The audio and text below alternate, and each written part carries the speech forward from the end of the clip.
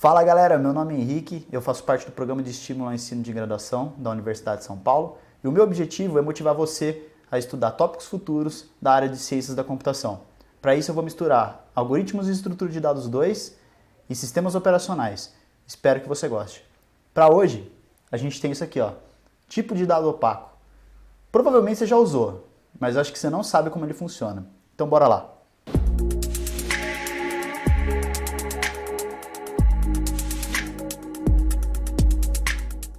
Bom, e para que serve uma estrutura de dado opaca? A ideia fundamental é esconder determinadas informações do desenvolvedor, seu colega de trabalho. Às vezes ele não tem muita noção de como aquela estrutura funciona e vai tentar mexer em alguma particularidade dentro dela. Isso não é uma boa ideia. O bom é a gente pegar essa estrutura, criar uma função e manipular a estrutura propriamente dita apenas por funções. Tá? Por isso que eu trouxe essa figura.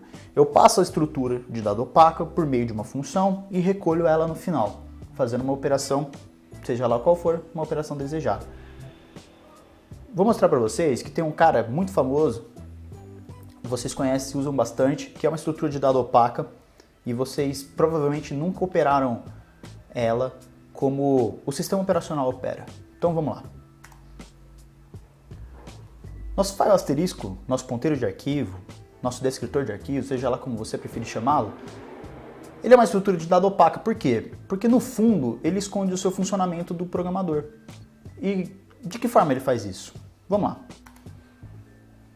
Primeiro ponto, onde esse cara está definido? Ele está definido dentro do include, no SR include, e eu mostro para vocês mais para frente como é que onde ele está propriamente dito. No fundo, o que ele é? Ele é um struct, IO file. Apenas isso.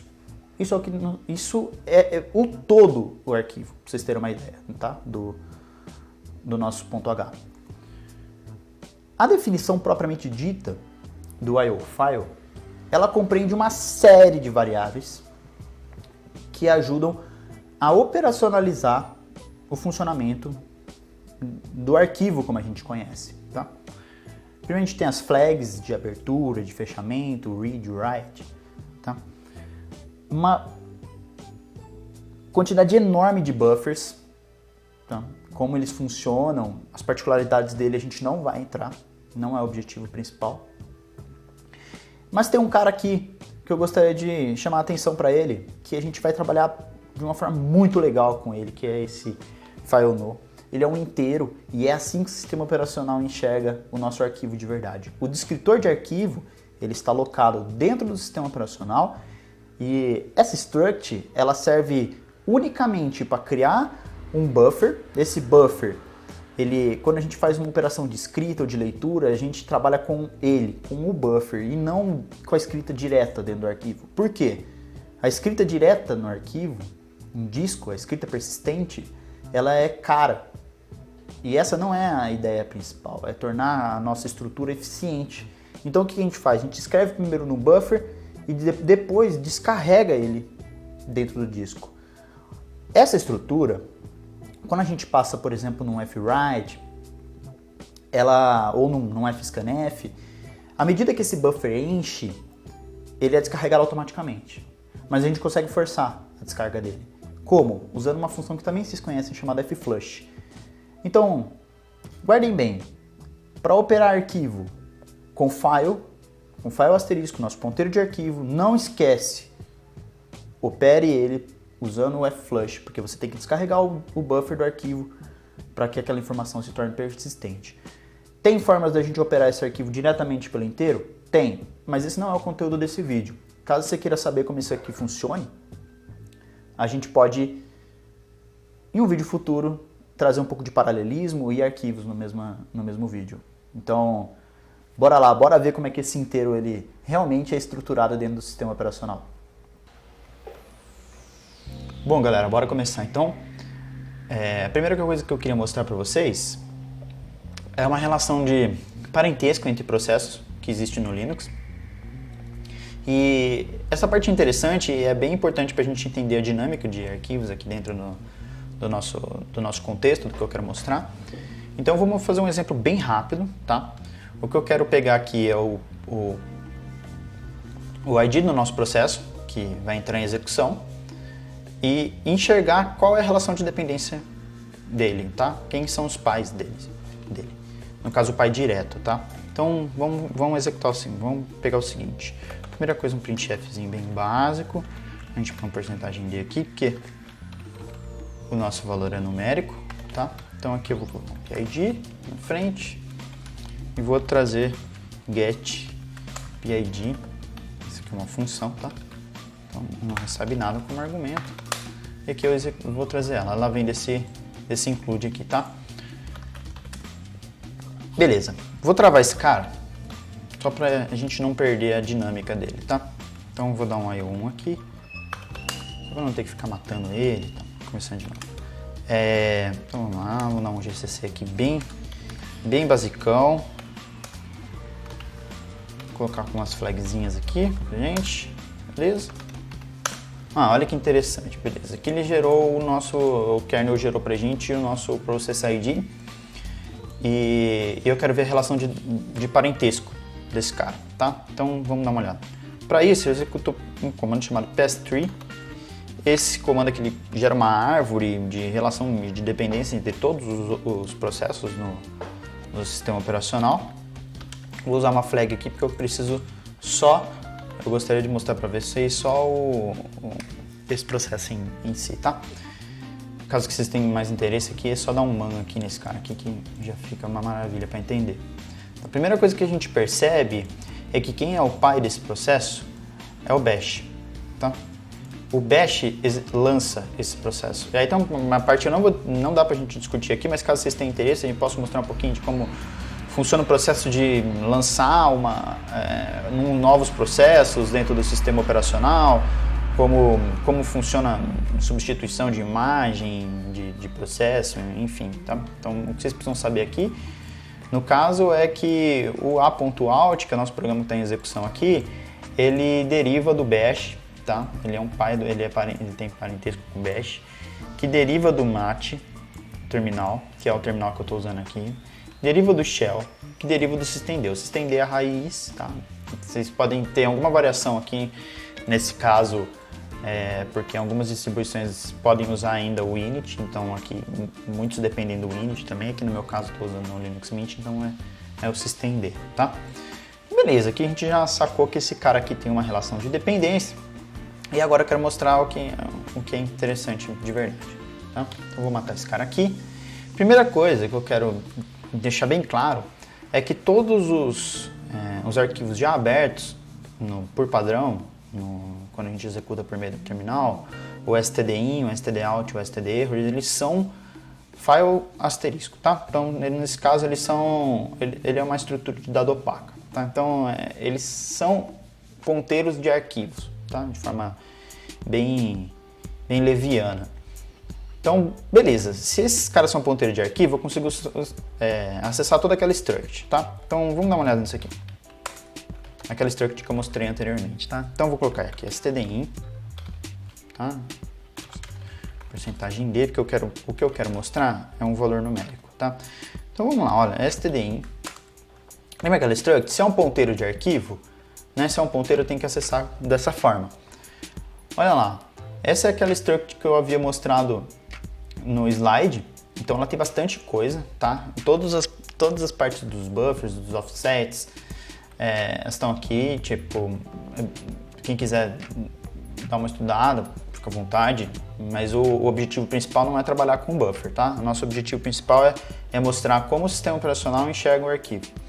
E como eu tinha dito, o que me interessa aqui é esse file number aqui, tá? Então, vou pegar ele e vou pegar para os nossos outros arquivos já abertos, tá? Que no caso é o stdout e o stderror. Tá? Vamos mudar aqui para a gente não gerar confusão. Out e error. Tá? Vou executar esse cara, vamos ver, vamos dar uma olhada o que ele mostra pra gente. Olha que interessante. O número do arquivo dentro do aberto no sistema operacional é 0. Então, do stdin, tá? O stdin é 0, o stdout é 1, o std é 2. Isso mostra pra gente que o sistema operacional enxerga os nossos arquivos abertos por processo como inteiros. Tá? Então toda aquela estrutura do file asterisco é uma estrutura opaca. Quem realmente está por trás dele é esse operador numérico aqui, tá? Esse valor numérico. E eu já vou mostrar para vocês como é que se dá essa relação e onde ela está guardada, tá? Mas antes disso, só para a gente não perder o contexto, eu vou abrir um arquivo qualquer, tá? Aqui dentro do nosso C, só para a gente não perder um pouco o contexto que eu quero mostrar lá na frente. Então já vou aproveitar aqui para abrir ele. Vou abrir um arquivo qualquer, um fopen. No caso vai ser o nosso próprio teste.c. Ele já está compilado, não é interpretado, não vai dar problema, tá? Então vou colocar um R aqui porque eu não quero modificar. Beleza. Opa, isso aqui vai dar um warningzinho. Então eu vou dar um F-close aqui embaixo desse line, só para a gente não perder não ficar poluindo o terminal. Vamos lá. Executar esse cara. Faltou uma coisinha aqui só. Vou fazer o mesmo que eu fiz com os de cima, vou fazer com o de baixo pra gente ver o que isso aqui retorna, tá? Esse aqui é o nosso arquivo teste. E o nosso arquivo teste tá no FP. Ele também tem um número de arquivo, tá vendo? Não tem nenhum tipo de erro. Então, realmente a gente está mexendo com aquela struct lá. Eu vou executar esse cara. E olha, desde já, ó, você percebe que o teste, o arquivo teste aberto, ele tem o identificador de número 3. Tá? Então vamos lá. Onde que eu consigo ver os arquivos que estão abertos no processo? Primeiro lugar que a gente pode dar uma olhada é no /proc. Tá? /proc, o /dev, o /sys são pseudodiretórios. Cada um tem as suas particularidades, tá? O /sys, ele contém vários arquivos de configuração, então dá para você modificar algumas flags em tempo real e isso modifica algumas operações do kernel. O /proc também tem, mas bem menos do que o /sys. O /proc tem bem mais acumuladores estáticos que são valores, são contadores, coisas usadas para a gente poder gerar estatística, geralmente são lidas aqui dentro do /proc. E o /dev é onde ficam todos os nossos dispositivos, tá? Então, interface de rede, USB, a tela, né? Todos os dispositivos que estão plugados no hardware estão dentro do /dev, tá? Inclusive, alguns... os terminais também são, e eu vou mostrar isso para vocês, tá? Os terminais também são identificados como dispositivos, tá? Então... vamos dar uma olhada dentro desse /proc aqui, primeira coisa. Tá? Dentro do /proc tem uma série de números aqui, inteiros, e os arquivos e diretórios do próprio kernel. Tá? Muitos deles são de acesso restrito ao root, e eu, como meu usuário, não vou conseguir acessar, a menos que eu estiver com o super usuário. Tá? Então, algumas informações interessantes, tem a parte do CPU aqui, a gente não vai discutir o que tem de coisa legal aqui, mas tem muita coisa legal. E o que me interessa aqui é o seguinte, ó, todos esses inteiros representam os processos que estão sendo executados na máquina, tá? São os PIDs do processo. O nosso processo aqui tem o PID 105897, tá? Então, esse cara aqui, esse PID aqui, ele tem um diretório. Ele está sendo executado aqui, então ele está aqui, tá? Se ele está sendo executado na minha máquina, ele tem um diretório aqui dentro. Então vamos ver, ó. CD 105.897. Tá? Beleza. Dá uma olhada aqui. Esse cara são todos os acumuladores do nosso programa, tá? Então a gente consegue ver algumas coisas estáticas e inferir algumas funcionalidades do nosso programa sem nem conhecer o código-fonte, tá? Isso aqui é uma coisa bem interessante. Então toda a parte de alocação dinâmica de memória tá aqui. E estática da pilha tá aqui. Tem bastante coisa, a parte de escalonamento do processo, então dá pra gente ver se o processo é um processo I/O bound, que consome mais disco, se é um processo CPU bound, que consome mais CPU. Mas aqui o que me interessa nesse diretório é um cara chamado um outro diretório chamado FD, File Descriptor, tá? Dá uma olhada aqui. parece coincidência demais, né? 0, 1, 2, 3, 0, 1, 2, 3. Então aqui a gente tem nossos arquivos abertos, tá? Dentro do diretório, não é coincidência. Eu vou dar um ls-lha para me mostrar todos os atributos desses diretórios. E aqui já dá para perceber que esse cara aqui é um link, tá? Então ele aponta, esse 0 aqui, ele aponta para um lugar específico. E para mostrar que ele aponta para o arquivo, eu abri aquele cara anterior, tá? O nosso teste. Então o arquivo, o teste, olha aqui que interessante, eu consigo ver o cara que está aberto aqui, tá? Então o 3 aponta para esse cara. Se eu modificar qualquer coisa aqui dentro do 3, eu vou modificar esse cara, porque é um link simbólico, beleza? Então logo de cara a gente já percebe o seguinte, ó, o 0, o stdin, o stdout e o stderror apontam para o mesmo lugar. /dev /pts 3. PTS é um terminal virtual, tá? Então ele é derivado, os terminais no Linux eles têm relacionamentos, tá? Então tem terminais reais que são Ctrl Alt F1, 2, 3, 4, 5, 6, 7. Esses são terminais reais e os terminais virtuais são terminais que são executados dentro de um terminal, tá? Real. Então aqui eu estou dentro de um terminal real, que é a minha interface gráfica, e dentro da minha interface gráfica eu estou executando um terminal virtual. O terminal virtual que eu estou executando o código, tá? Esse código aqui, o a.alt, é esse terminal aqui, o PTS3. Então vamos dar uma olhada nesse cara aqui. Bom, se ele aponta para um arquivo, para um dispositivo, e aqui eu sei que o relacionamento do stdin, do stdout e do stderror é interagir com o terminal, eu sei que eu posso aqui nesse caso tentar escrever alguma coisa nesse dev PTS3. Então vamos fazer um teste. Eu vou escrever qualquer coisa aqui, escrever um olá, e vou mandar ele escrever no nosso stdout. Ó, lembra, o stdout é o 1, tá? Então, vamos ver o que acontece. Olha aí que da hora. O que eu escrever no PTS3, que é esse terminal aqui, ele vai escrever ali. É a mesma coisa que eu estivesse escrevendo no stdout, tá? Então, ó, não vai mudar nada. Ah, e o error? O error também, tá? Então, só para trocar aqui, né? Tá lá, ó. Nosso stderror é esse cara aqui, ó.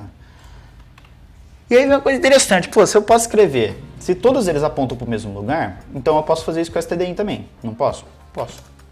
Então vou mandar escrever no stdin. Vou trocar aqui, ó.